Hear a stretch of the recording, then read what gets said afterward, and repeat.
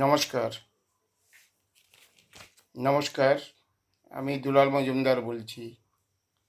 এর আগেও কয়েকটা ভিডিও করেছি, হোয়াটসঅ্যাপে দিয়েছি। তো আজকে স্বামী বিবেকানন্দ সম্বন্ধে কিছু আমার যা অভিজ্ঞতা আছে সেটা আপনাদের সামনে বলবো। আমাদের আবার রামকৃষ্ণকে বাদ দিয়ে তো স্বামী বিবেকানন্দ বলা মানে অসম্পূর্ণ থাকবে।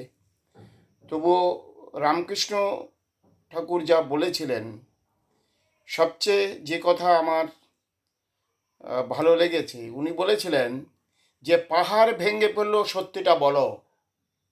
আজকে আমাদের দেশের রাজনৈতিক দলগুলো বা যারা আছেন তাদের এই কথাটা ওনার অন্তত গ্রহণ করা উচিত, সব গ্রহণ না করতে পারলেও। রাজনৈতিক ক্ষেত্রে, বিভিন্ন ক্ষেত্রে আমরা তো অসত্যের আশ্রয় নেই।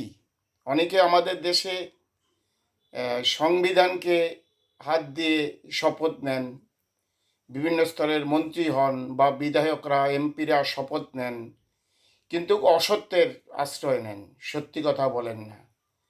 উনি বলেছিলেন, আবার বলছি, যে পাহাড় ভেঙে পড়ল সত্যিটা বলো। আবার ঠিক এই রকমই দেখুন একটা কথা, চীন বিপ্লবের যিনি নেতৃত্ব দিয়েছেন মাও সেতুং বলেছেন, সত্যের অনুসন্ধান করো, সত্যকে আলিঙ্গন করো। দেখুন, একজন ভাববাদী ছিলেন, একজন বস্তুবাদী ছিলেন, একই কথা দুই রকমভাবে বলেছেন, কিন্তু কথা একই।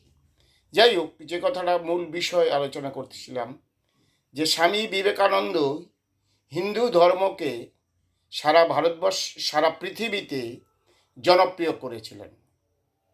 শিকাগোর বক্তৃতায় উনি যে 5 মিনিট বক্তৃতা দেওয়ার সুযোগ পেয়েছিলেন, সারা পৃথিবীতে উনি হিন্দু ধর্মকে জনপ্রিয়তা করেছিলেন। আজকে হিন্দু ধর্ম নিয়ে বিভিন্ন জন বিভিন্ন রকম বিভিন্ন কথা বলেন। অনেক রাষ্ট্র নেতা, রাষ্ট্রের সঙ্গে যারা যুক্ত আছেন তারাও বলেন। একবার আমি ফেসবুকে দিয়েছিলাম, কয়েকজনের কাজে মনে লেগে গেছে, একেবারে আঘাত লেগেছে আর কি। আমি বলেছিলাম যে হিন্দু ধর্ম যদি জানতে হয় বিবেকানন্দ থেকে জানবো, রামকৃষ্ণ থেকে জানবো। উল্টো রিয়াকশন করেছেন, তখন বুঝলাম যে ওনার লেগেছে খুব, আমাকে বিভিন্ন রকম মন্তব্য করেছেন।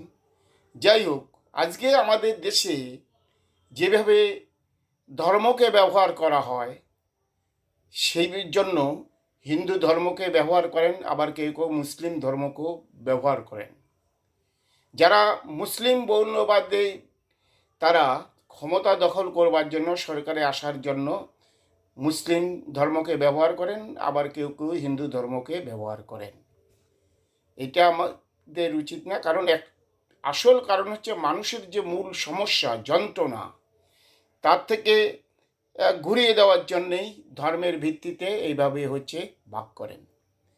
সেই কারণে আজকে যে কথা কয়েকটা আমার যেটুকু অভিজ্ঞতা হয়েছে, জেনেছি, বুঝেছি, আমার থেকে অনেকে হয়তো আরও বেশি জানেন, কিন্তু এই কথা আমার বলা দরকার। বিবেকানন্দ বলেছেন যে মানুষের সেবা করো আর সত্যিটা বলো এবং মনে সরলতা রাখো। মানুষের মধ্যেই ভগবান আছে। যদি মানুষের সেবা করো, জীবের সেবা করো, তাহলে তুমি ভগবানকে পাবে। আজকে আমরা বিভিন্ন ধর্মীয় অনুষ্ঠান করছি, বিভিন্ন বিষয় করছি, কিন্তু উনিই তো আসল কথা বলে গেছেন, আসলটা বলে গেছেন। মনের মধ্যে সরলতা রাখো, সত্যি কথা বলো, মানুষের সেবা করো। এটাই তো উনি বলেছেন। যাই হোক, এবার ওনারা 3 ভাই ছিলেন। ওনার কনিষ্ঠ ভাই ভূপেন্দ্রনাথ দত্ত, উনি কিন্তু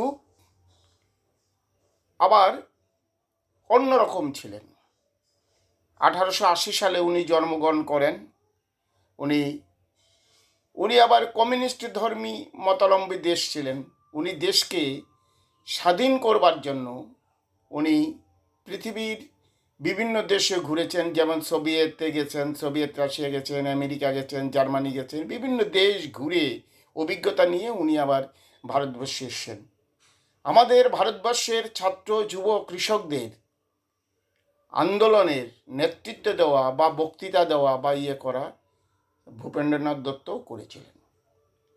এই যে একজন ভাববাদী, একজন আবার বস্তুবাদী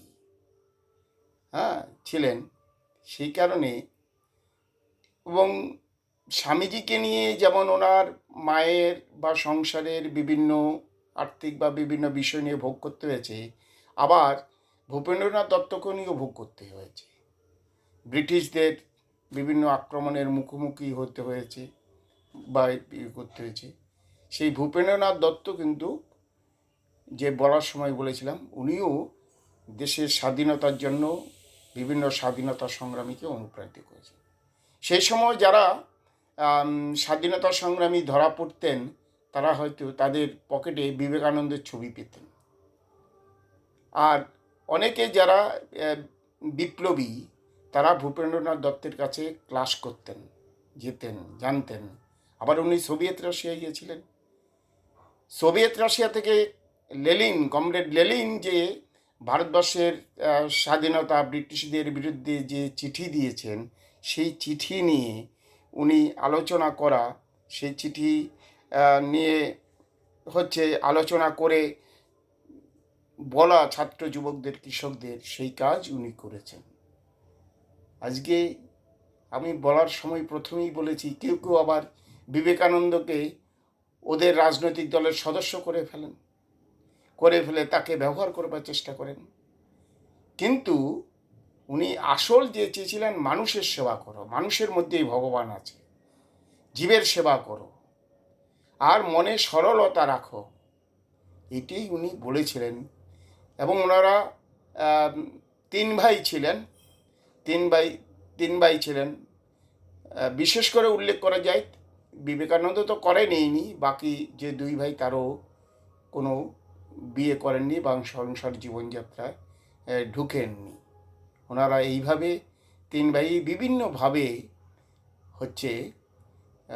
বিবেকানন্দ বা ভূপেন্দ্রনাথ দত্তের কথা বললাম, এরা এইভাবে কেউ বিভিন্ন রূপে মানুষের জন্য করে গেছেন, মানুষের সেবা করে গেছেন। আবার এক কথা, প্রথম যে কথা দিয়ে আমি শুরু করেছিলাম, রামকৃষ্ণ বলেছিলেন যে পাহাড় ভেঙে পড়লেও সত্যিটা বলো। আজকে যারা অসত্যের আশ্রয় নিচ্ছেন মানুষকে ঠকানোর জন্য, তাদেরকে বলবো অন্তত যাই করুন, রামকৃষ্ণের এই বাণী, এই নির্দেশ গ্রহণ করুন। এই কথা বলে আবার আপনাদের প্রণাম জানিয়ে আমি আমার বলা সমাপ্ত করলাম।